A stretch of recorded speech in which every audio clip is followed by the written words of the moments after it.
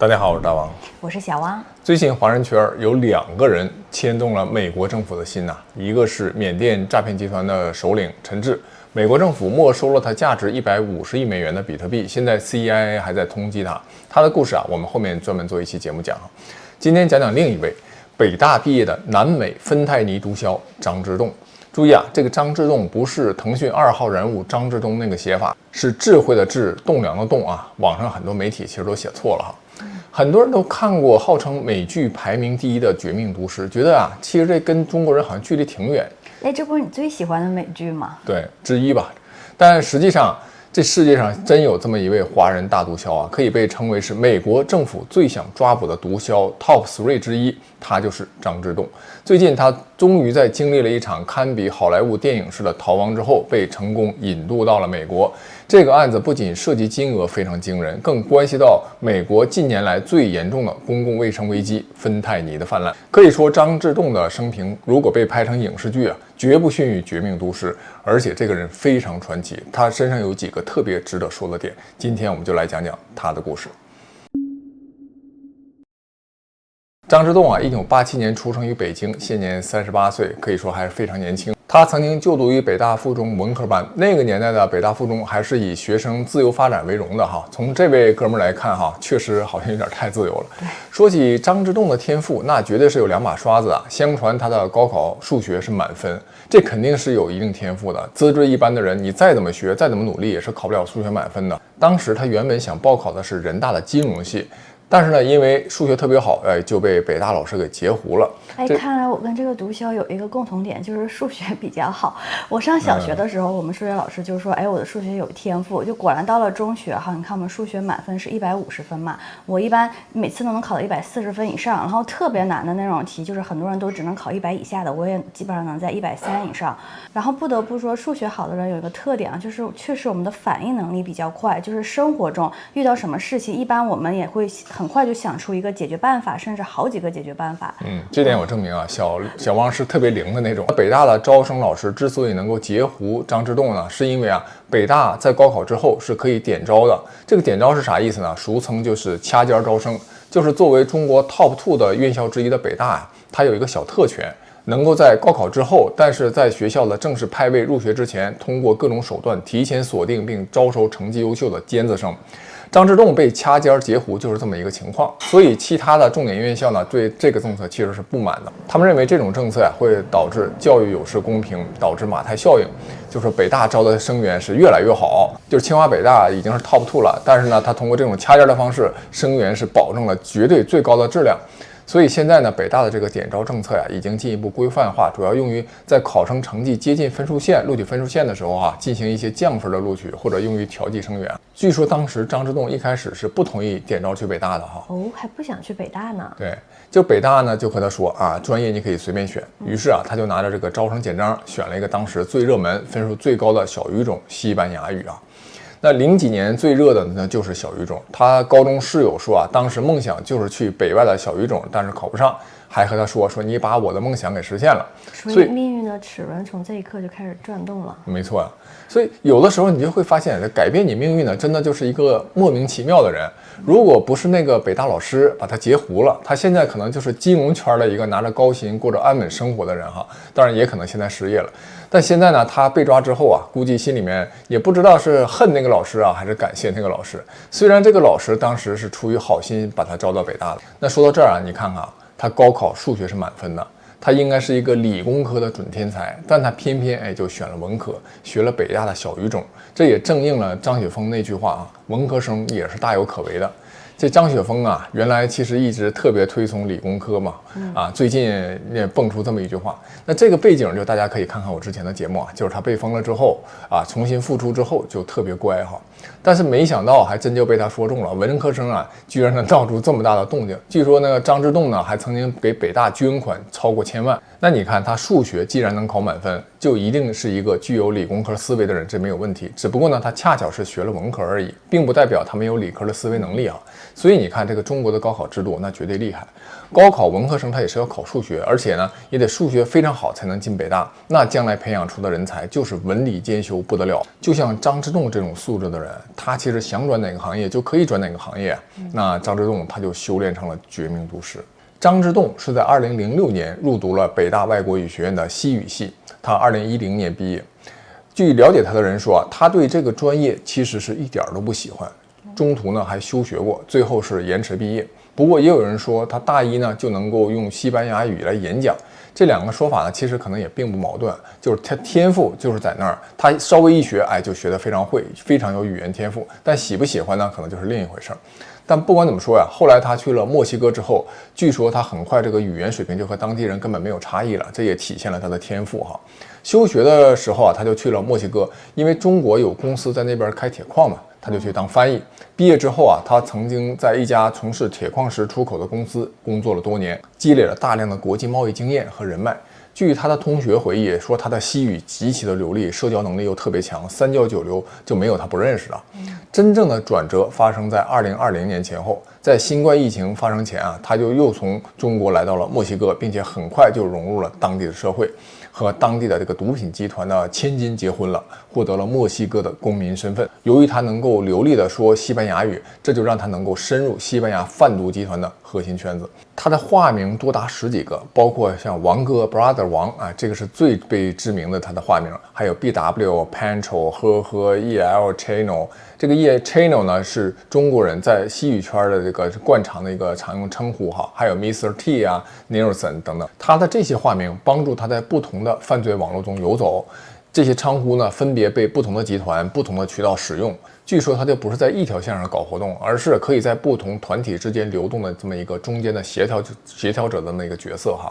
那在墨西哥的毒品圈他还被称为南美老白。老白指的就是上游的技术、配方、资金的操盘手，而不是这种街头贩子下游哈。那老白呢，恰好也是《绝命毒师》中男主角的姓氏 White 的简称，真是冥冥中自有一种巧合哈。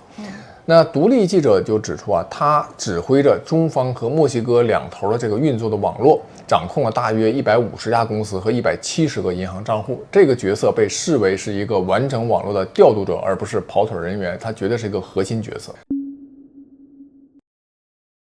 可是他数学这么好，为什么不去做金融呢？你想做金融，其实这些年也不少赚嘛。那你说做毒品，毕竟风险这么大呀，而且2000万美金对于普通人来说是天文数字，但是我觉得对于什么南美毒枭来说，应该都是毛毛雨，不足一提了。其实你看搞金融也没那么容易你看张雪峰就讲过嘛，你搞金融，你没有家庭背景支持你的话，那对于普通人来说，那你可能熬个几十年都搞不出什么名堂。另外呢，还要纠正一个网传的数据，说这个2000万美金这个2000万美金其实应该是他洗出来的钱，而实际上他每年的收入规模达到了1.6亿，就远超这个2000万。那根据墨西哥总检察长办公室的估计，说张之洞通过他的全球贩毒网络，每年收入应该至少超1.5亿美元。美国司法部的指控更是触目惊心，说他向美国走私了超过2000磅的可卡因，近4000磅的芬太尼，4000磅大概就是1800公斤，以及1300多磅的冰毒。那美国司法部给了张之洞一个极其罕见的称号，叫做合并优先组织目标。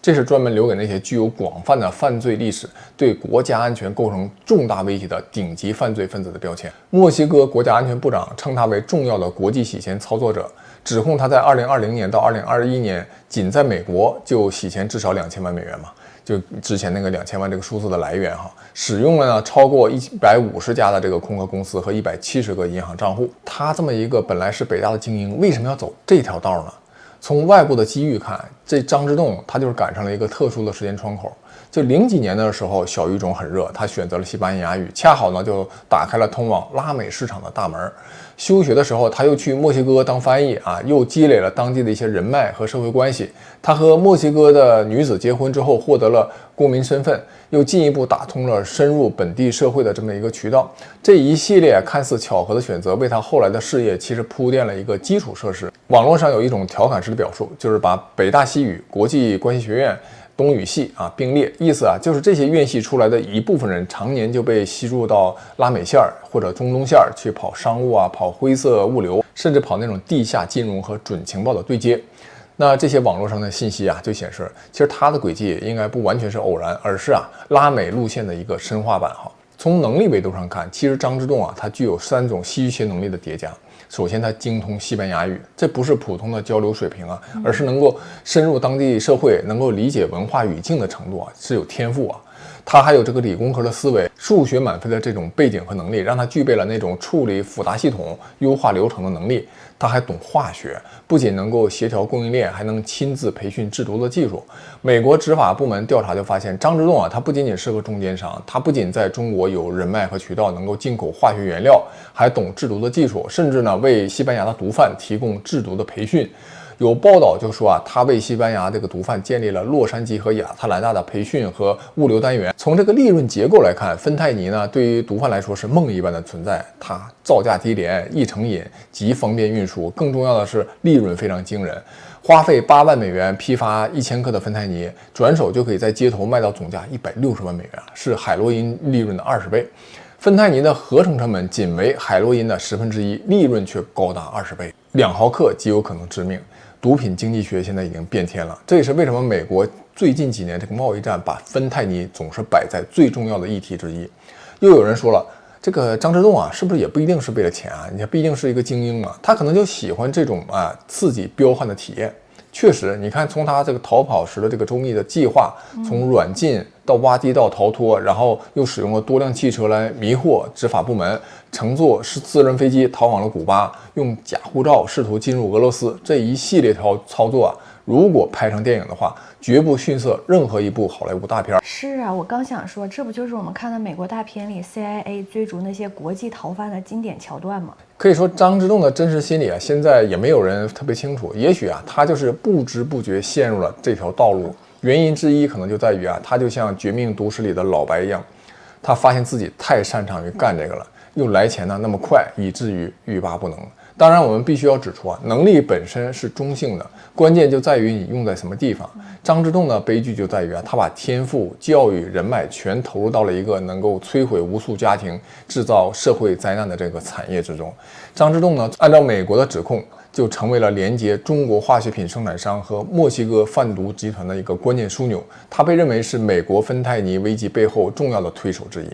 当然了，学霸成为毒枭的故事可不只是张之洞这么一位听说这个黑冰那个电视剧的原型也是清华出来的，还有华东政法的叶真理，我们后面会专门做一期节目介绍他。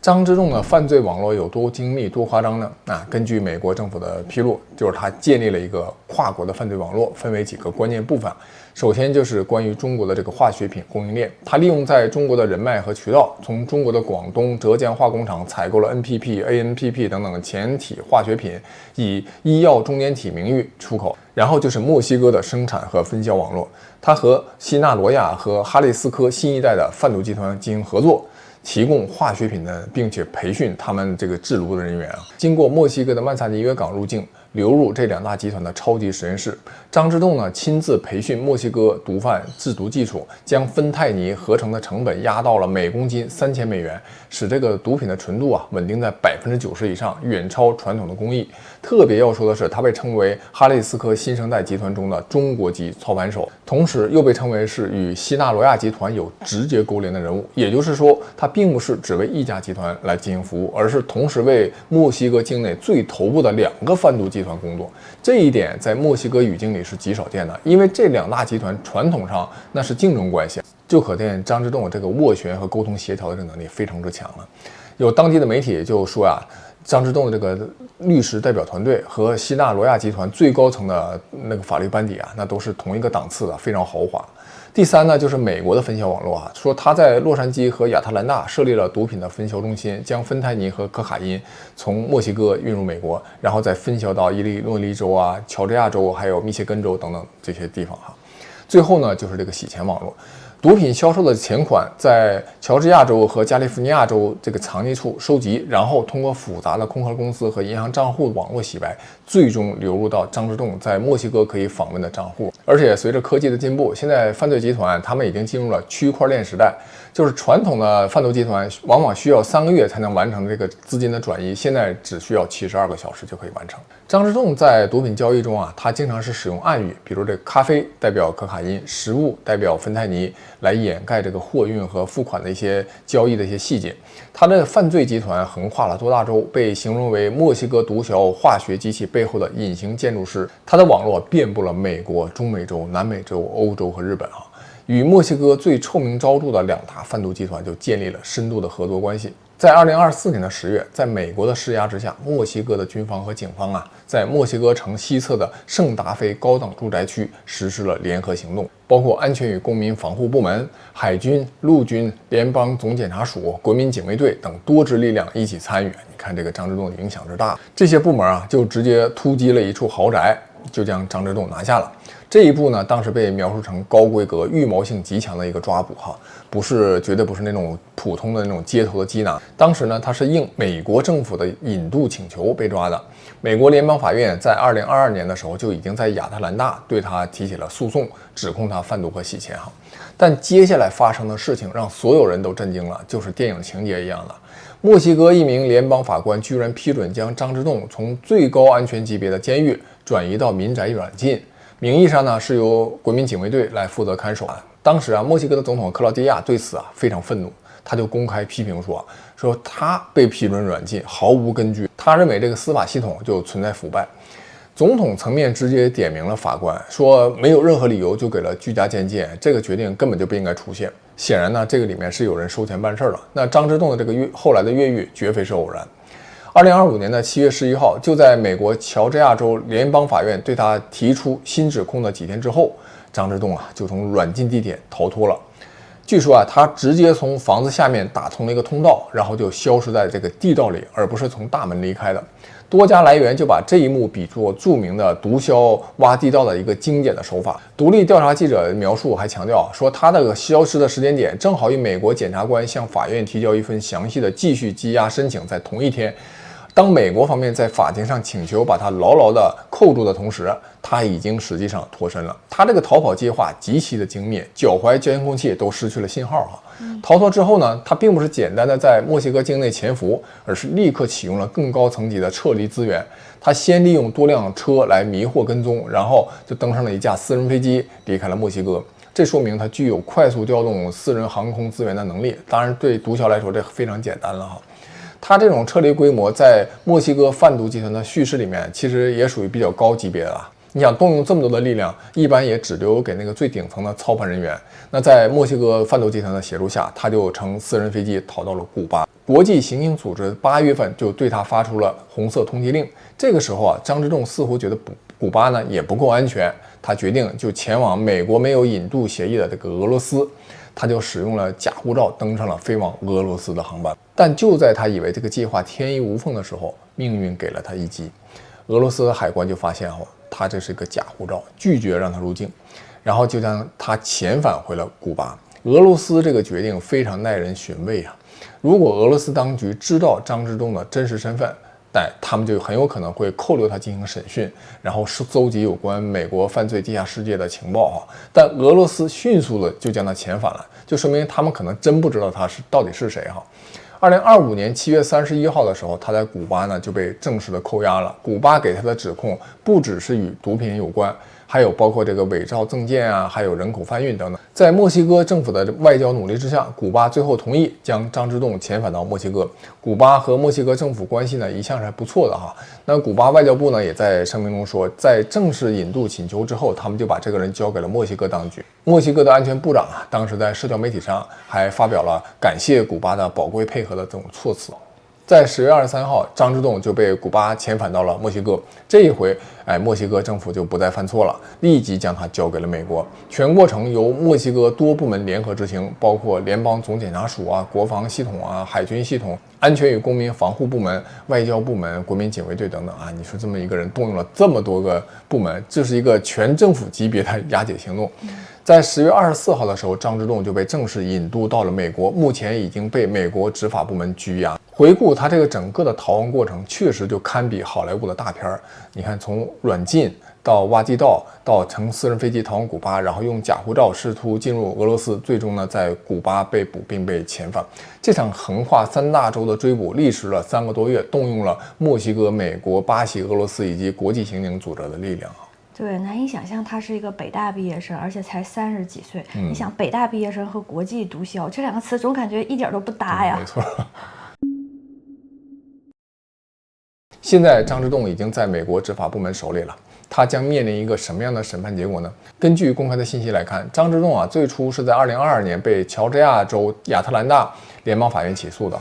2025年的7月，也就是他逃跑前几天，这个法院呢也对他提出了新的指控。目前的指控包括贩毒、洗钱、与犯罪组织勾结等多项重罪。墨西哥的财经类的媒体也披露了后续的司法动向，指出他将被押送到美国纽约东区的联邦法院体系，也就是布鲁克林这一侧的联邦法院，由曾经审理臭名昭著的墨西哥毒枭以及墨西哥前安全高官的大法官布莱恩·科恩来进行审理。报道还写道，说他的辩护律师将由弗兰克·佩雷斯出面。这位辩护律师来头也不简单他曾经为绰号马约的伊斯梅尔·桑巴达辩护，也为这个桑巴达的儿子提供过辩护。这个伊斯梅尔·桑巴达呢，就是希纳罗亚集团的实际高层之一长期被视为顶级毒枭中的顶级人物。那美国联邦法院对于毒品犯罪的量刑呢，其实也是比较严厉的。根据美国量刑委员会的数据2024年芬太尼贩运案件中的平均刑期是74个月，也就是6年多。但这只是一个平均数，对于像张之洞这种涉及数千磅毒品、数亿美元洗钱的这种顶级毒枭，量刑肯定会重得多。美国联邦法律规定贩运400克或以上的芬太尼，最低的刑期是10年，最高可判处终身监禁。如果导致他人死亡或者严重身体伤害，最低刑期是20年，最高同样是终身监禁，没有死刑那张之洞呢，涉及了近4000磅，也就是约1800公斤的芬太尼，远远超过了这个标准更严重的是张之洞他不仅贩毒，还涉及大规模的洗钱。他被指控在2020年到2021年洗钱至少超过2000万美元，实际金额可能高达每年1.5亿。洗钱的这个罪名可以额外增加20年的刑期。那考虑到张之洞的罪行规模，他对美国公共卫生造成的巨大伤害，以及他与外国恐怖组织，就是现在美国已经将希纳罗亚集团和哈利斯科这个新一代的这个贩毒集团列为外国恐怖组织了就与这个恐怖组织合作呢，以及他的逃跑历史，他就有可能面临30年以上甚至终身监禁的刑期。那对张之洞还有一个不利因素，就是特朗普政府对芬太尼问题高度重视。特朗普总统呢已经多次表示芬太尼将是他与中国领导人会面时的一个重要议题在这样的一个背景之下，张之洞肯定会成为美国政府高度关注的人物，即便他雇得起最豪华的律师团，等待张之洞也是无法逃脱的漫长刑期。这样一位北大毕业、智商超高、能力强的人，最终选择了犯罪的道路，在喧嚣一时之后，人生跌入谷底。在此就提醒了每一个人选择决定命运。在这方面每一个人真应该多学学杨振宁先生，提升认知，理性选择。本期就讲完了，下期再见。下期再见。